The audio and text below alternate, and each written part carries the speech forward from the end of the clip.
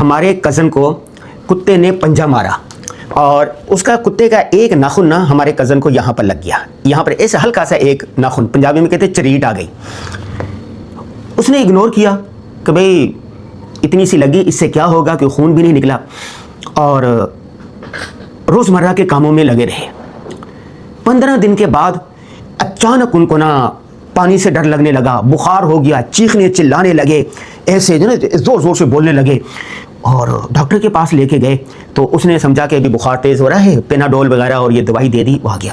تھوڑی دیر کے بعد دوبارہ چیخنا چلانا شروع کیا, اور ایسے نا جیسے آدمی نا چلاتا ہے, چیختا ہے, دوسرے پر حملہ کرنے کی کوشش کرتا ہے, ایسے کرنے لگا. نیشنل ہسپتال میں لے کے گئے تو پتہ چلا کہ بھائی یہ تو زہر اس میں پھیل چکا ہے, یہ باولا ہو چکا ہے, اور اس کے پاس صرف 3 دن ہیں, زیادہ سے زیادہ یہ مر جائے گا. وجہ ٹیسٹ کی گئی, پتہ چلا کہ ان کو کتے کا زہر اس میں آ گیا ہے, اور جب کتے نے اس کو پنجہ مارا تھا اس نے ویکسین نہیں کروائی, اور جس کے نتیجے میں اب زہر پورے جسم میں سرایت کر چکا ہے. اور جو جب سے اس پر یہ کیفیت طاری ہوئی ہے, اگر اس کا جوٹھا کسی بچے نے پیا ہے یا اس نے کسی کو چھوا ہے یا بیوی کے ساتھ یہ ملا ہے تو یہ زہر ان میں بھی سرایت کر دے گا. تو جلدی سے ان کی اہلیہ کو لایا گیا, ان کی ویکسین ہوئی, بچوں کی ویکسین ہوئی, اور پھر 2 دن وہ وہیں رہے. ان کو بے ہوشی کے انجیکشن لگا رہے تھے, اس کے باوجود وہ اتنا چیختا چلا رہا تھا, دوسرے کو مارنے کے لیے دوڑ رہا تھا, اور پھر کل ان کی وفات ہو گئی.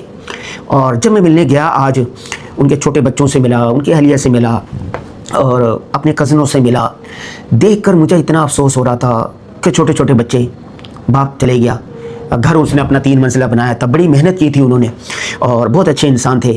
اللہ تعالیٰ ان کی کامل مغفرت فرمائے, بچوں کو لواحقین کو صبر جمیل عطا فرمائے. اس واقعے میں سبق کیا ہے؟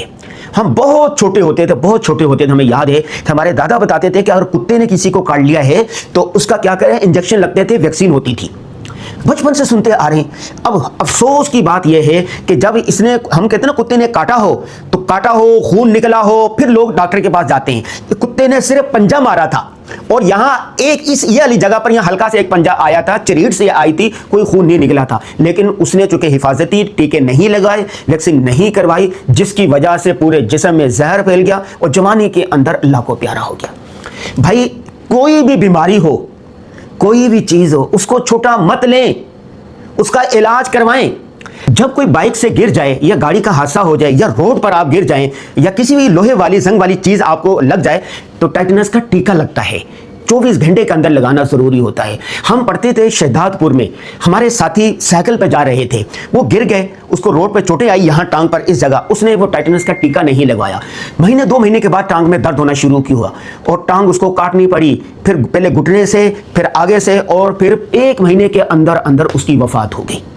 اب لا غرضی کی ہمارے نوجوان, ہمارے بچے جو بھی ہوتے ہیں تو وہ چوٹ جوانی ہے یار, لگی شیرا شیرانو کی فرق پیندا ہے, اسی پہلوانا سانو کی پیندا ہے. تو بھائی کسی بھی بیماری کو چھوٹا نہ لیں. بہت سارے لوگ ہیں وہ ویکسین نہیں کرواتے, ٹی بی کے انجیکشن لگتے ہیں, پولیو کے انجیکشن لگتے ہیں, ہزاروں بیماریاں ہیں. جب بچہ پیدا ہوتا ہے اس کی حفاظت کے لیے انجیکشن لگائے جاتے ہیں. بہت سارے, میں حیران ہوتا ہوں, بہت سارے لوگ ہیں وہ ٹی بی کا مرض, اس کے انجیکشن نہیں لگاتے, ہیپاٹائٹس کے انجیکشن نہیں لگاتے, پولیو کے انجیکشن نہیں لگاتے, اور بعد میں پھر کسی کو ٹی بی ہو جاتا ہے, کسی کو ہیپاٹائٹس سی ہو جاتا ہے, کوئی پولیو زیادہ ہو جاتا ہے, اور پورا خاندان پھر تکلیف میں مبتلا رہتا ہے. تو بھائی اگر کسی کتے نے یا کتی نے آپ کو کاٹ لیا ہے, یا آپ روڈ سے گر گئے ہیں, یا حفاظتی ٹیکے ہیں, یہ آپ لازمی لگوائیں. کتا اور کتی کا کاٹنا اتنا خطرناک ہے, اس کی تازہ ترین مثال یہ ہے. جن کو پتا چلتا ہے کہ بھائی اس کو کتے نے کاٹا تھا اور بلکہ پنجہ مارا تھا, اس نے انجیکشن نہیں لگائے, وہ کہتے ہیں کہ آپ کس دنیا کے اندر رہتے ہیں. جاہلوں کو, دیہاتوں میں سب کو, بچے کو پتا ہے کہ اس کی ویکسینیشن ہوتی ہے, انجیکشن لگتے ہیں, روڈ سے گر جائیں انجیکشن ہوتا ہے. تو آپ کس دور کے اندر رہ رہے ہیں؟ وہ ہمیں لعنت ملامت کر رہے ہیں. تو میرا ہاتھ جوڑ سے میں آپ سے یہ کہتا ہوں کہ کسی بیماری کو چھوٹا نہ لیں.